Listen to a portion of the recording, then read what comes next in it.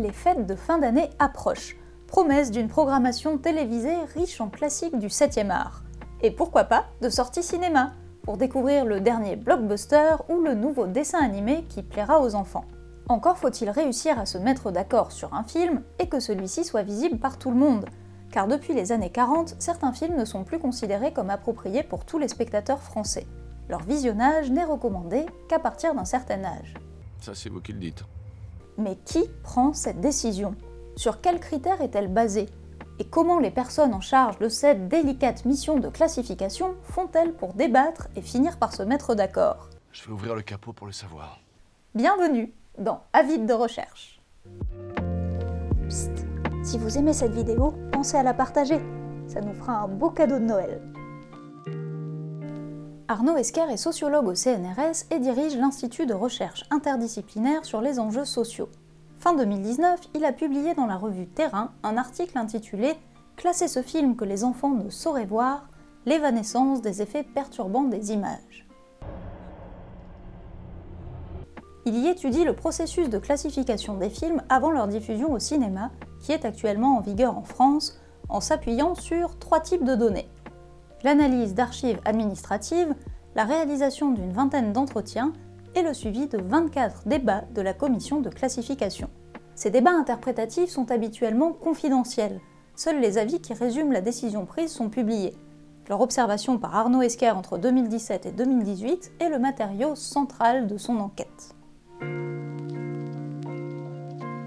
La classification des films pour le cinéma a lieu en 3 temps en France. Les œuvres sont d'abord visionnées par des comités, dont les membres nommés par arrêté du ministre de la Culture doivent être d'âge et d'origine socio-professionnelle variées. Ils sont répartis en différents sous-groupes de 3 à 6 personnes qui évaluent des films quotidiennement. Ces comités font un premier travail de filtration. S'ils recommandent unanimement une autorisation pour tout public, la procédure s'arrête là. Mais si une partie des membres opte pour une restriction, le film doit être évalué de façon plus approfondie par une commission de classification. Cette commission rassemble 27 membres titulaires et 54 suppléants, également nommés par arrêté ministériel.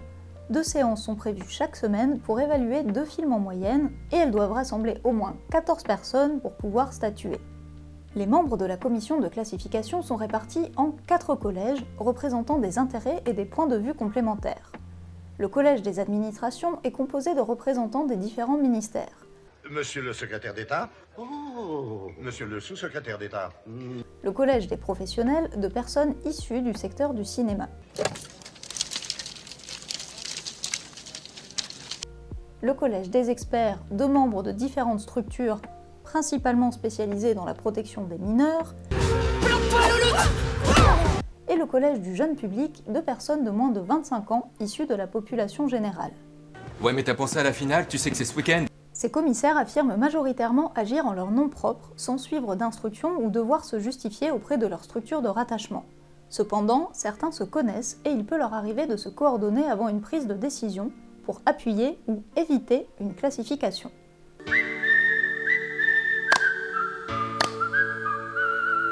Entre 2010 et 2015, les comités ont visionné entre 612 et 771 films par an, dont 110 à 136 ont ensuite été analysés par la commission de classification. Celle-ci transmet enfin ses avis au ministre de la Culture, qui peut alors statuer sur la classification de chacun des films et délivrer un visa d'exploitation, généralement assorti de la restriction recommandée par la commission. Depuis les années 70, les séquences considérées comme potentiellement perturbantes pour le public mineur sont principalement de 2 types, celles impliquant des actes sexuels et celles impliquant des actes violents. Mais ce n'est pas une liste exhaustive. Les images portant atteinte à la dignité humaine sont par exemple prises en compte depuis 2009. L'enjeu général est de déterminer si le film risque de heurter la sensibilité de certains publics sans émettre de jugement de valeur sur la qualité de l'œuvre et sans prendre en compte les intentions des réalisateurs. En effet, si celles-ci sont connues de certains membres de la commission, on ne peut pas considérer que l'ensemble du public pourra prendre du recul en s'appuyant sur cet élément d'analyse. Ceci dit, les intentions artistiques sont quand même évoquées dans certains débats et peuvent notamment jouer un rôle important dans la classification des scènes de sexe, dont la commission doit déterminer l'éventuel caractère pornographique. Se prononcer sur les séquences impliquant des actes sexuels conduit parfois à de nets désaccords entre les commissaires. on peut dire qu'à ce sujet, les avis divergent. Vous êtes idiot, Oh, ça va si on peut plus rigoler. La tâche est d'autant plus difficile que les membres de la commission de classification sont eux-mêmes des adultes. Une partie d'entre eux travaille en contact étroit avec des mineurs et a une bonne connaissance de ce public, mais cela reste difficile de se mettre à la place de spectateurs qu'ils ne sont pas et qui ne forment pas une population homogène. Un problème qu'un membre du collège des experts formule de la façon suivante. Comment essayer de visualiser ou d'anticiper les émotions que pourrait ressentir quelqu'un qu'on n'est plus? Enfin, je veux dire quand on regarde les choses à plat. En pratique, les commissaires construisent une figure imaginaire de spectateurs mineurs dont ils essayent de prévoir les réactions et qu'Arnaud Esquer désigne sous l'appellation d'enfants projetés. Cette construction s'appuie sur les jeunes que fréquentent les membres de la commission, mais aussi et avant tout sur leurs propres souvenirs. Comme l'indique un commissaire, c'est davantage ça que je prends comme référence maintenant. Est-ce que, à 8 ans, quand ce film-là me choquait, est-ce que ce film que nous évaluons m'aurait choqué aussi? Atteindre un consensus est notamment complexe parce que le caractère perturbant ou non des images reste subjectif, ce qui amène les membres de la commission à utiliser différents procédés argumentatifs pour essayer de se mettre d'accord. En observant les débats interprétatifs de la commission, Arnaud Esquer a identifié 8 approches argumentatives utilisées par les commissaires. Les moins fréquentes sont les appels à des textes de loi et les réflexions sur l'impact économique potentiel de la mise en place d'une restriction d'accès au film. En effet, la classification d'une œuvre influence sa diffusion, aussi bien en salle qu'à la télévision. Mais limiter son public ne revient pas forcément à la pénaliser économiquement. Un commissaire amateur de films d'horreur explique par exemple qu'il préfère a priori aller voir ceux qui ne sont accessibles qu'à un public restreint. Tu m'as l'air sympathique, je suis sûre que tu as plein d'amis. 3 autres procédés interprétatifs consistent à prendre en compte des éléments qui peuvent influencer l'impact du film au-delà de la teneur de ses images. Est ainsi évoquée l'importance du contexte dans lequel le film sera diffusé au moment de sa sortie. Cela paraît logique de considérer que ce contexte va influencer la réception de l'œuvre, mais en pratique, la classification des films n'évolue pas au fil du temps, sauf en cas de demande de nouvel examen.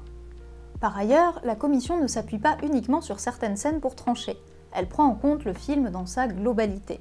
Les commissaires insistent notamment sur le récit et les messages qu'il porte, qui donnent parfois lieu à des interprétations différentes, ainsi que sur l'atmosphère générale de l'œuvre, qui peut justifier des restrictions d'accès à certains publics si elle est anxiogène, par exemple.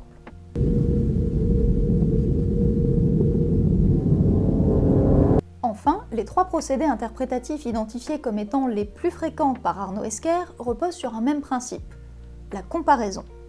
Les commissaires comparent leurs différentes interprétations d'un même film, entre elles et avec l'avis rendu par le comité.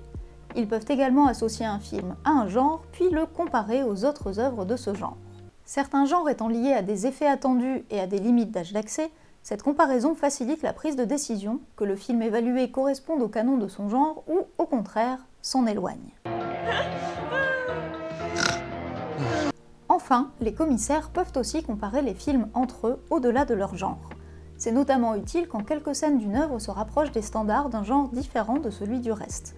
Et cela permet de construire des références dans la façon dont sont filmés des types de plans délicats à évaluer, comme les scènes de sexe ou d'action, qui sont parfois violentes. On n'a pas vu un En petit fait, livre. on l'a vu Dehors, personne. il y a L'entrée. absolument Ils ont personne. tous disparu Ça, c'est depuis super le bizarre. J'ai imaginé En qu'ils gros, étaient tous ma mère et je les ai tués. Ce recours à la comparaison peut paraître logique, et d'après Arnaud Esquer, plus un film est difficile à comparer à d'autres de façon pertinente, plus il est difficile à classer pour les commissaires.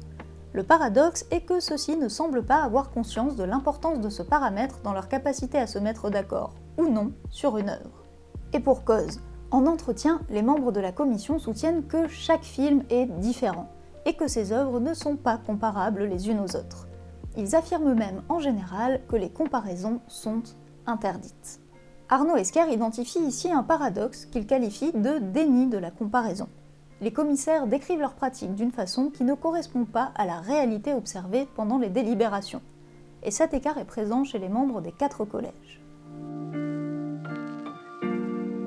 En résumé, identifier les films qui ne doivent être diffusés qu'auprès d'un public restreint est une tâche complexe, qui nécessite de prendre du recul sur les scènes sensibles, les œuvres, leur contexte de diffusion et leur interprétation possible par des spectateurs mineurs projetés. Lorsqu'un film génère du débat entre les membres de la commission de classification, les échanges peuvent durer jusqu'à 45 minutes et déboucher sur un vote, à défaut de donner lieu à une décision unanime. Dans tous les cas, même si les membres de la commission s'en défendent, le procédé interprétatif qu'ils utilisent le plus est la comparaison, notamment de l'œuvre étudiée avec d'autres œuvres qui lui ressemblent plus ou moins et sur lesquelles, idéalement, des décisions ont déjà été prises. Il serait intéressant de savoir si l'étude d'Arnaud Esquer a conduit la commission à changer sa façon de travailler ou de décrire son travail. Merci d'avoir regardé ce nouvel épisode d'Avis de recherche. Comme d'habitude, pensez à parcourir le site de Mondes Sociaux pour découvrir plus de contenu vulgarisé en sciences humaines et sociales. Bonne fête de fin d'année d'ici là, et rendez-vous le mois prochain!